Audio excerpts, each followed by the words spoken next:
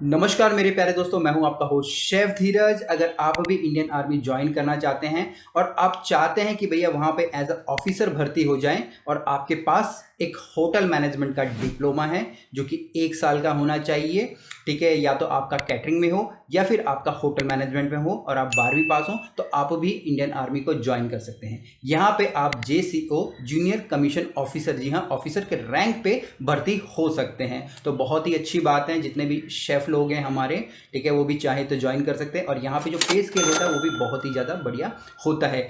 यहाँ पे जो वेबसाइट है मैं वीडियो के एंड में दूंगा। यहाँ पे किस प्रकार से पूरी पूरी प्रक्रिया होती है पहले मैं आपको बताऊंगा। आप वीडियो के एंड तक आपको जरूर देखना है ताकि आपको वेबसाइट के बारे में मालूम हो, साथ साथ आपको उन क्वेश्चंस के बारे में भी मालूम पड़ेगा जो कि इंटरव्यू के दौरान आपके वहाँ पे पूछे जाने वाले हैं। सबसे पहले यहाँ पे जैसे कि मैंने बोला कि आप 12वीं पास होनी चाहिए। दूसरा, आपके पास 1 साल का डिप्लोमा होना चाहिए, चाहे कैटरिंग का हो चाहे फिर होटल मैनेजमेंट का हो, बट किसी एक अच्छी ऐसी संस्था से होना चाहिए जो रिकॉग्नाइज्ड है, ऐसा नहीं कि आप कहीं से भी कर रहे हो। इसके बाद बात आती है आपकी एज की। यहाँ पे 21 से लेके 27 साल के कोई भी हो वो इसको ज्वाइन कर सकते हैं। यहाँ पे आपकी जो हाइट है वो मिनिमम 169 सेंटीमीटर होनी चाहिए और वेट उसके ही प्रोपोर्शन में होना चाहिए।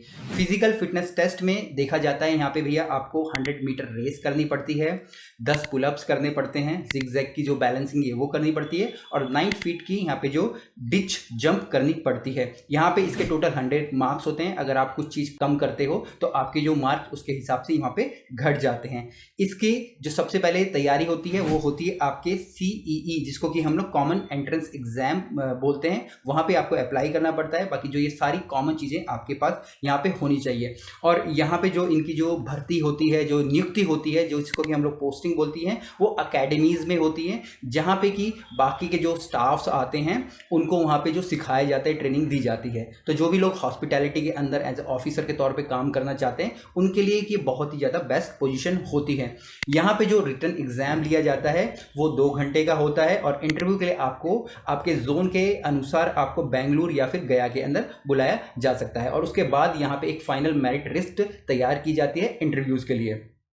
यहाँ पे इंटरव्यू के अंदर आपको कई सारे क्वेश्चंस पूछे जाएंगे जो कि मैं आपको बताने वाला हूँ। यहाँ पे सबसे पहला आपको कुकिंग मेथड्स के बारे में आपको पूछा जाता है, ठीक है। इसके बाद आपको जो फूड प्रिपरेशन होता है उसके बारे में आपको पूछा जाता है, किस प्रकार से हम लोग सैनिटेशन करेंगे, फिर जो हमारी फूड स्टोरेज होती है उनके बारे में आपसे पूछा जाता है। इसके बाद जो क्वेश्चंस होते हैं वो हाइजीन से होते हैं, जो आपके कुक हाउस है, मतलब जहाँ पे आपका खाना बनता है आपके किचन में, किस प्रकार से आपको सैनिटाइज करना है, जो 3 बकेट सिस्टम्स होते हैं, ठीक है, केमिकल्स के बारे में, वो सारी चीज़ों के बारे में आपसे पूछा जा सकता है। इसके बाद यहाँ पे पर्सनल हाइजीन के बारे में आपसे पूछा जाता है क्योंकि हाइजीन बहुत ज़्यादा ज़रूरी है। स्पेशली जो आर्मी होती है वहाँ पे तो हाइजीन का बहुत ही ज़्यादा ख्याल रखा जाता है। इसके बाद यहाँ पे जो आपके जो सेफ्टी मेजर्स होते हैं, जैसे कि हम लोग LPG यूज़ करते हैं उसके बारे में आपसे पूछा जाता है। मेन्यू प्लानिंग आपके से पूछा जाता है, आपसे प्रॉपर्ली एक मेन्यू बनवा के देख लिया जाएगा कि भैया कि दिवाली के टाइम का मेन्यू बना दो, या कोई ऑफिसर आ रहा है, कोई बाहर से कोई गेस्ट आ रहे हैं उनके लिए आप कोई मेन्यू बना दो। इसके बाद जो एडल्ट की एक बैलेंस डाइट है कि भैया कितना उसको कार्बोहाइड्रेट चाहिए, मिनरल चाहिए, विटामिन चाहिए, प्रोटीन चाहिए, ठीक है जी, कितना पानी का इंटेक होना चाहिए, इन सब के बारे में क्वेश्चन पूछे जा सकते हैं। इसके अलावा जो इंग्रीडियंट्स आप लोग यूज़ कर रहे हैं उनकी क्वालिटी कैसी होनी चाहिए, कैसे आपका जो इंग्रेडिएंट की क्वालिटी चेक करोगे, इन सब के बारे में आपसे पूछा जाता है। इसके बाद आपसे रेसिपीज के बारे में पूछा जाता है, खासकर इंडियन हो गया, चाइनीज़ हो गया, मुगलई हो गया, साउथ इंडियन हो गया, ठीक है। फिर थोड़े आपके कॉन्टी के डिशेज हो गए उनके बारे में आपसे पूछा जाता है।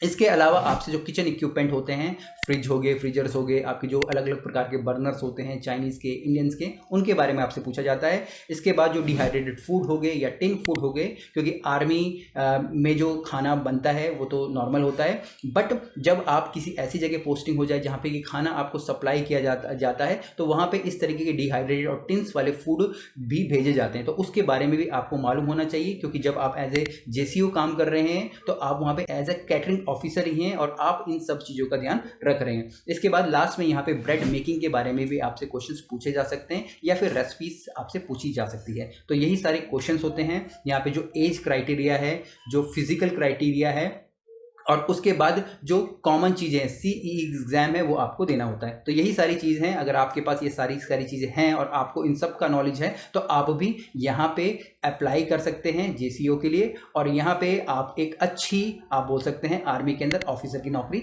पा सकते हैं। वेबसाइट को मैं नीचे डिस्क्रिप्शन में डाल दूंगा, आप जाके वहाँ से ये फॉर्म फिल कर सकते हैं। और यहाँ पे जो फॉर्म्स है वो निकलते रहते हैं, ठीक है, तो आपको नज़र बना के रखनी है। और साथ साथ जो ये क्वेश्चंस मैंने यहाँ पे बताए हैं उनकी प्रिपरेशन आप मेरी जो भी बुक्स वगैरह हैं या जो हमारे यूट्यूब चैनल पे वीडियोस अवेलेबल है वहाँ से आप कर सकते हैं। इसके अलावा हमारे जो आर्मी में या इंडियन फोर्सेस के अंदर कुक्स की भी भर्ती होती है, उसके लिए मैं एक सेपरेट वीडियो बताऊंगा। ये एक तरीके से ऑफिसर वाली थी, अब एक जो आगे अभी वीडियो आएगी वो हमारी कुक के लिए होगी। फिर भी अगर आपके मन में कोई क्वेश्चंस हो, कमेंट्स हो, तो आप नीचे लिख सकते हैं या फिर हमसे व्हाट्सएप पे भी कनेक्ट कर सकते हैं। फिर मिलेंगे एक नए वीडियो में, तब तक के लिए जय हिंद।